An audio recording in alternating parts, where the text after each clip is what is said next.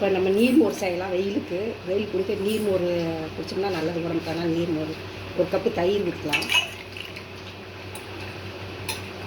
தயிர் ஊற்றி இதில் 2 கப்பு தண்ணி ஊற்றிக்கலாம்.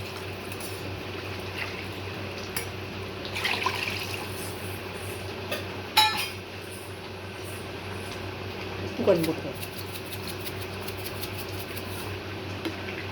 போட்டு இது நல்லா ஆற்றிக்கலாம். தயிர் கடையை மாற்றி இப்போ மோர் பாருங்கள் கலக்கி வச்சு இதில் கொஞ்சம் பச்சை மிளகா 2 பச்சை மிளகா போட்டுக்கலாம். இஞ்சி கொஞ்சம், இஞ்சி பொடியாக நறுக்கணும். இஞ்சி கொஞ்சம், கருவேப்பிலை கொஞ்சம், கொத்தமல்லி தழை,